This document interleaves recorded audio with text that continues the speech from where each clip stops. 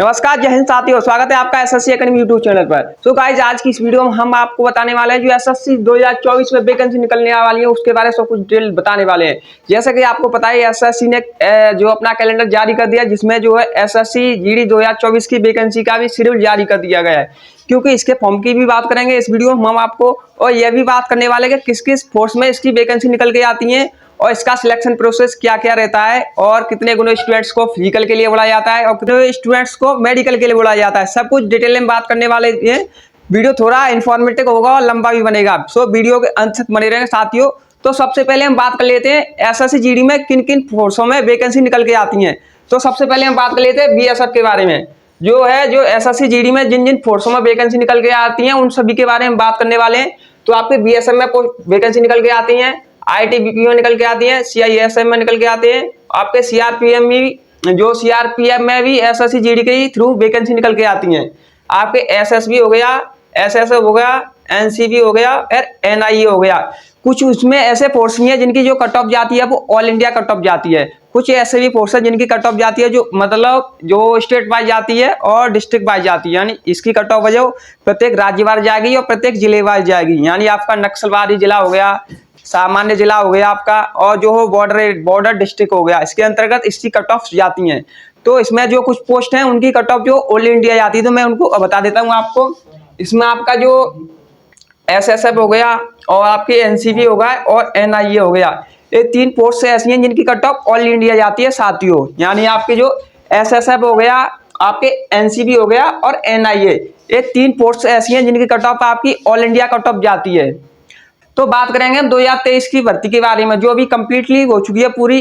इसके बारे में बात करेंगे कितनी वैकेंसियां निकली थी, कितने फॉर्म में अप्लाई हुए थे, और इसके कट ऑफ के बारे में भी सटीक जानकारी देंगे साथियों आप लोगों को। उसके बाद बात करेंगे हम एग्जाम सिलेबस, यानी जो एसएससी जीडी का एग्जाम सिलेबस क्या रखा गया है। उसके बाद बात करेंगे हम एग्जाम पैटर्न की, और 2024 में जो भर्तियां निकलने वाली है उनके आपके फॉर्म कब से अप्लाई होने लग जाएंगे और एग्जाम लगभग आपका कब होगा।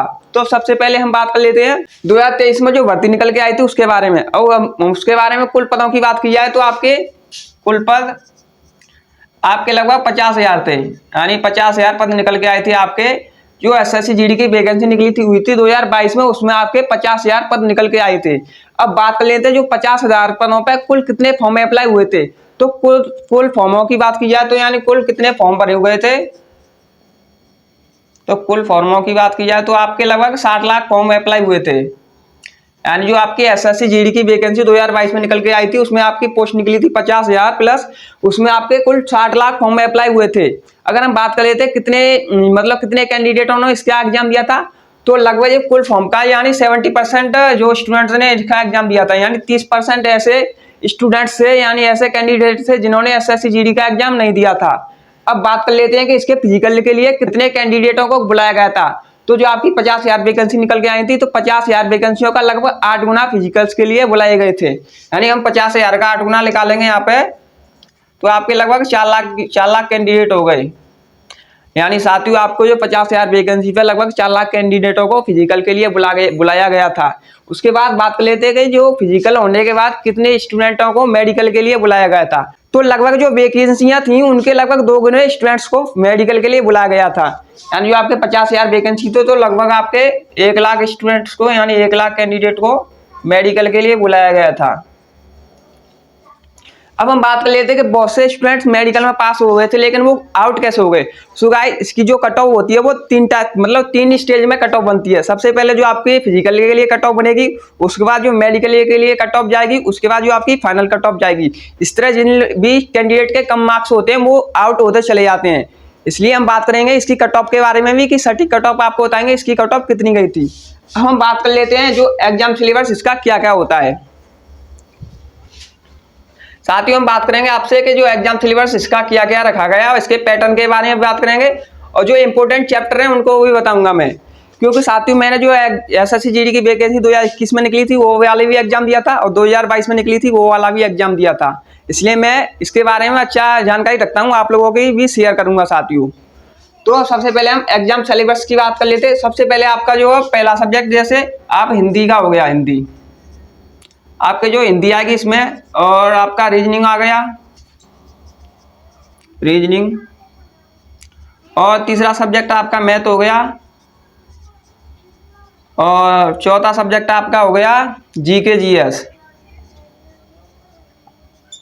तो साथ ही मैं आपको बता दूं जो एसएससी जीडी की वैकेंसी निकल के आती है उसमें जो मोस्ट यानी अच्छा योगदान जीके जीएस पर डिपेंड करता है। आपका जो सिलेक्शन होगा वो जीके जीएस पे ही सिलेक्शन होगा, क्योंकि इसमें जो जीके जीएस है वो बहुत हार्ड लेवल की आती है और डीपली लेवल की पूछ ली जाती है।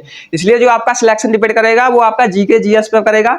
मैं आपको आगे बताऊंगा कि आपको जीके जीएस में कौन कौन से चैप्टर बहुत ही अच्छी तरीके से मजबूत कर लेने हैं, जो एसएससी के बहुत ही इंपॉर्टेंट यानी मनपसंद चैप्टर्स बन चुके हैं। तो सबसे पहले हम बात कर लेते हैं जो हिंदी के कितने क्वेश्चन आएंगे, रीजनिंग के कितने क्वेश्चन आएंगे, मैथ के कितने प्रश्न पूछे जाएंगे, जीके जीएस से कितने क्वेश्चन पूछे जाएंगे।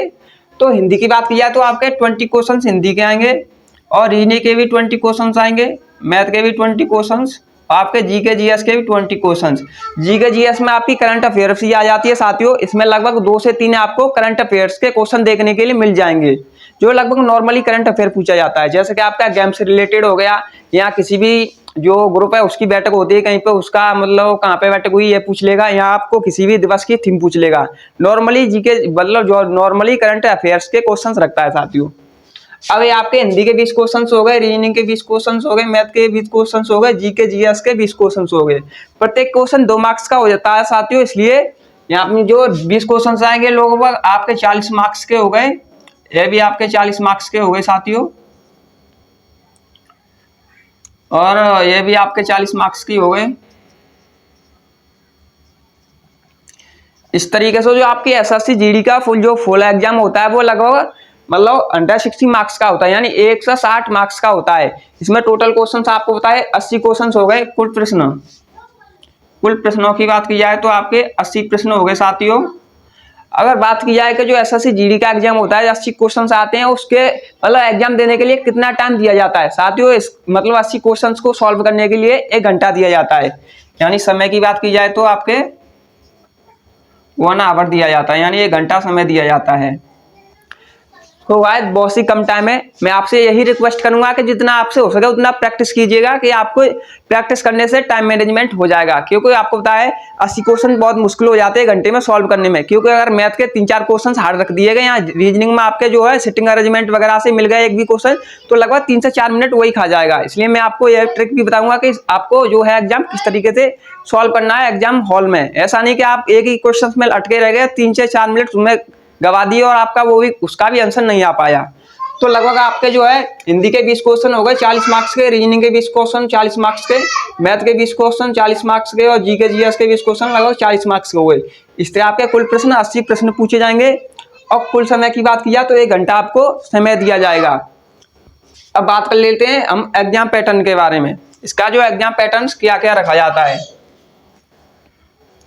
तो साथियों आपको बताया कि मैंने बहुत सारे प्रैक्टिस सेट्स मारे हैं जो टेक्स्ट बुक वगैरह पे, वैसे भी ऑफलाइन भी मारे हैं, और मैं लगभग 2 बार एसएससी जीडी का एग्जाम दे चुका हूं।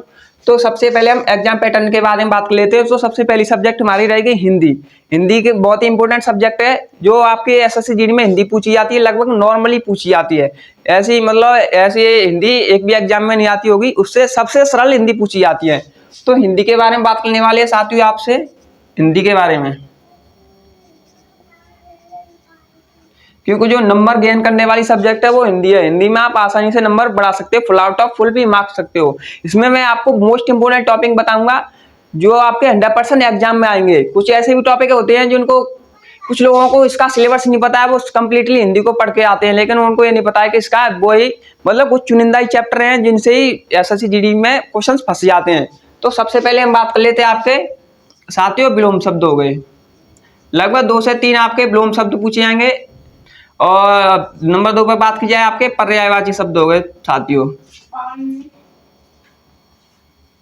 वो वाले चैप्टर हैं जो 100% आएंगे, और नॉर्मल क्वेश्चन इन चैप्टरों से पूछे जाते हैं।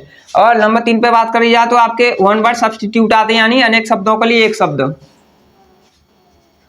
अनेक शब्दों के लिए एक शब्द। इस चैप्टर से आपको 1 या 2 क्वेश्चन देखने के लिए मिलेंगे। और बात कर लेते हैं आगे नंबर 4 पे आपके मुहावरे हो गए। साथियों नॉर्मली क्वेश्चन पूछे जाते हैं इन चैप्टरों से, ज्यादा डीपली नहीं पूछा जाता, नॉर्मली क्वेश्चंस बनते हैं। नंबर 5 पे बात की जाए तो आपके जैसे इसमें मोस्ट इंपोर्टेंट ज्यादातर योगदान रहता है आपके शुद्ध वर्तनी और वाक् शुद्धि से। लगभग आपको 7 से 8 क्वेश्चन जो शुद्ध वर्तनी और वाक् शुद्धि से देखने के लिए मिलेंगे, जो कि मोस्ट इंपोर्टेंट। मैं आपसे कहूंगा कि ज्यादा से ज्यादा प्रैक्टिस कीजिए आप शुद्ध वर्तनी और जो वाक् शुद्धि से क्वेश्चन बनते हैं उनके। तो आपके नंबर 5 पे हो गया शुद्ध वर्तनी, शुद्ध वर्तनी हो गया, और नंबर 6 पे आपका हो गया वाक्य शुद्धि। शुद्ध वर्तनी में आपको जो है एक शब्द ये शुद्ध वर्तनी में और वाक् शुद्धि में आपको मैं अंतर बता दूं। शुद्ध वर्तनी में आपको एक शब्द दिया जाएगा, यहाँ उसमें 4 शब्द दे दिए जाएंगे, जो लगभग 3 उसमें से किसी तरह से गलत होंगे, एक आपका सही होगा। और जो शुद्ध वर्तनी में इसी तरह का मतलब एक ही वर्ड से मतलब एक ही वर्ड दिया जाएगा। वाक् शुद्धि में आपका जो कंप्लीटली 4 सेंटेंस दिए जाएंगे, यानी 4 वाक्य दे दिए जाएंगे।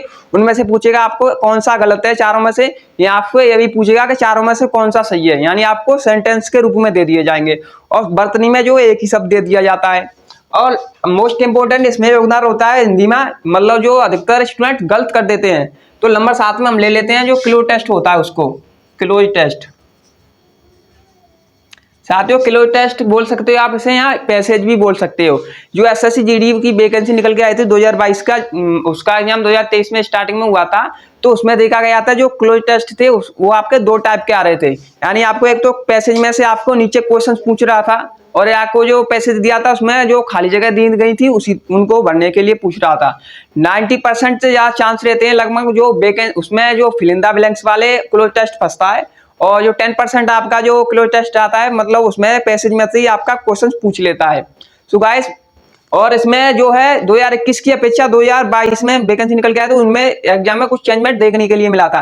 जो एसएससी ने ना एक चैप्टर इसमें बढ़ा दिया था। लगभग क्वेश्चन 8 मतलब 8 नंबर पर आपका जो क्रिया विशेषण था, क्रिया विशेषण,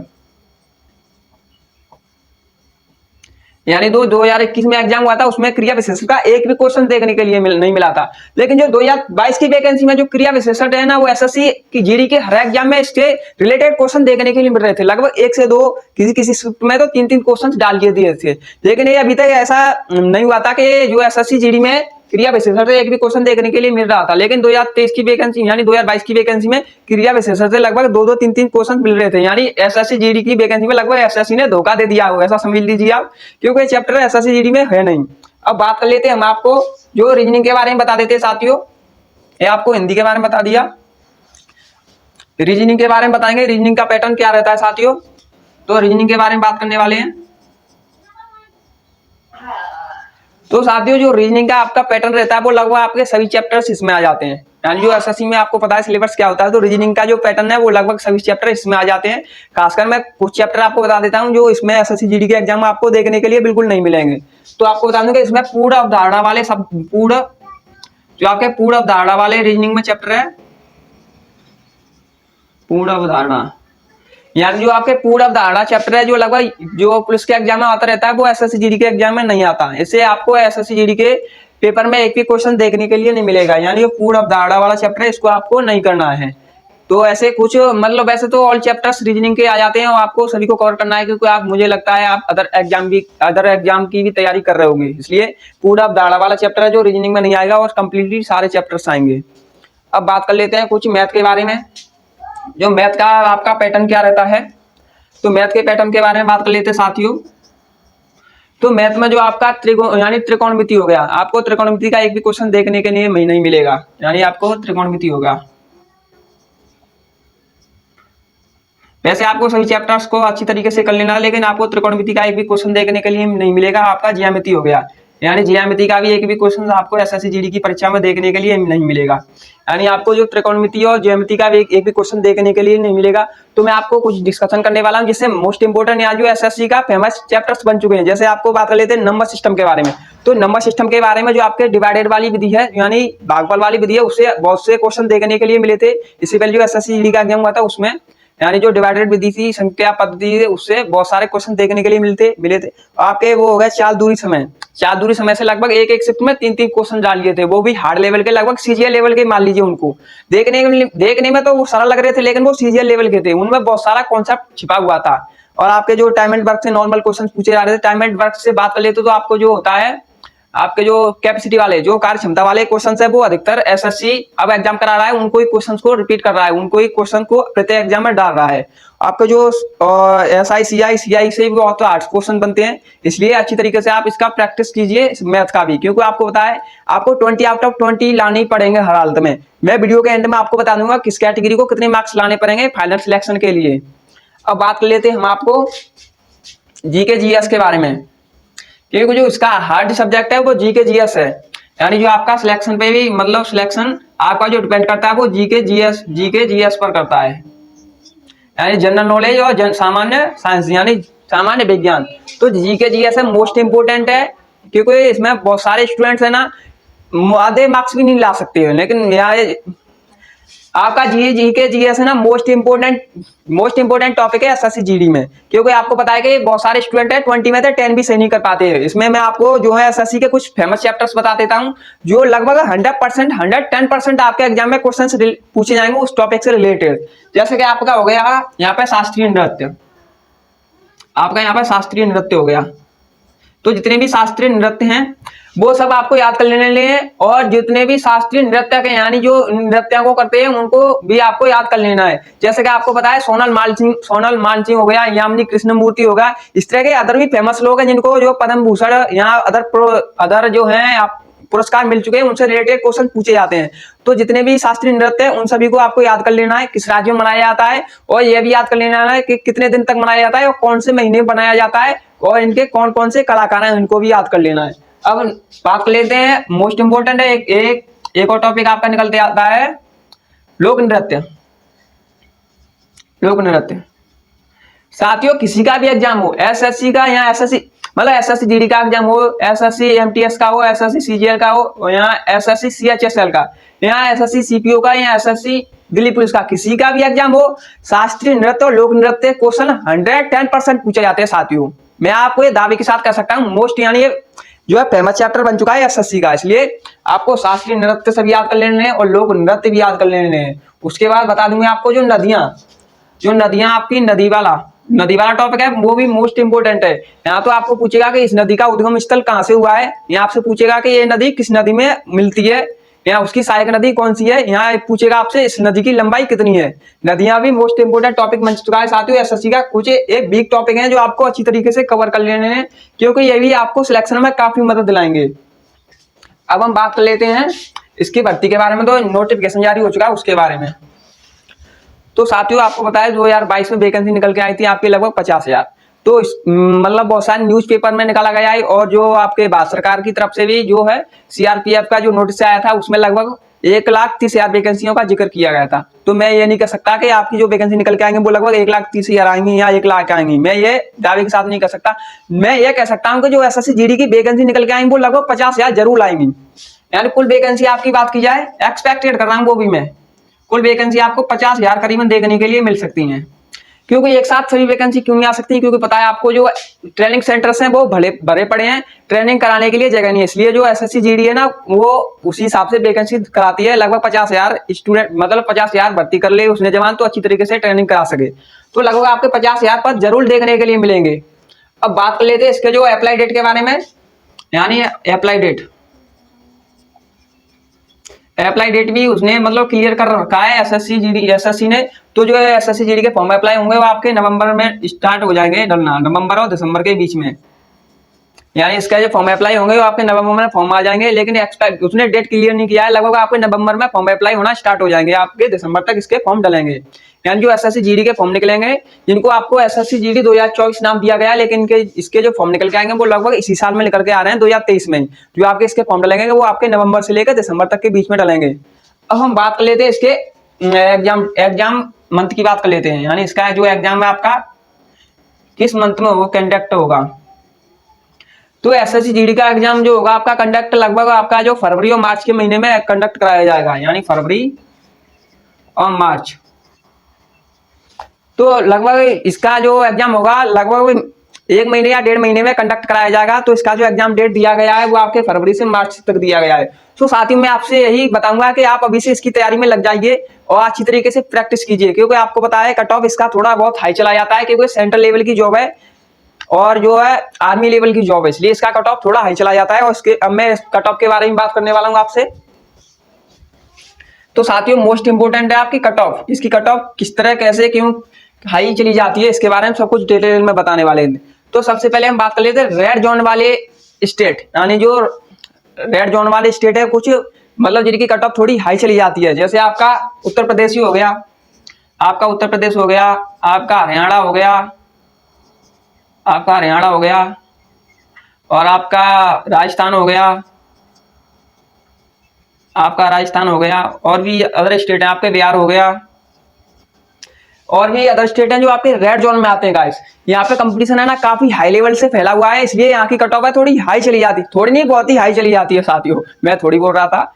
क्योंकि स्टेट में जो काफी पॉपुलेशन है और जो शिक्षा का प्रसार है काफी अच्छी तरीके से हो रहा है। आपने ये देखा होगा कि पहले जो है लोग कोचिंगों में तैयारी करने जाते थे, कोचिंगों में मतलब तैयारी करने जाते थे, और आपके लोग वहां पे 4 घंटा कोचिंग करने के बाद घर पे लोग आ जाते थे। लेकिन आजकल क्या हो रहा है कि मोस्टली स्टूडेंट है ना जो आपको लाइब्रेरी में जाना पसंद कर रहे हैं, क्योंकि वहां पे वो जाते हैं और लगभग 7 से 8 घंटे, नॉर्मली बता रहा हूँ 7 से 8 घंटे वहां पे वो स्टडी करते हैं, यानी ऑनलाइन पढ़ाई करते हैं। जैसे कि आपने देखा होगा पहले जो कोचिंग में जाते थे उनको नॉर्मली मैटर दे दिया जाता था, यानी ये कर लीजिए आप ये कर लीजिए। लेकिन आजकल क्या होता है लोग ऑनलाइन पढ़ना ज्यादा पसंद कर रहे हैं, वो मतलब अच्छी तरीके से अच्छे टीचर्स पे भी पढ़ सकते हैं, मनपसंद टीचर्स पे भी।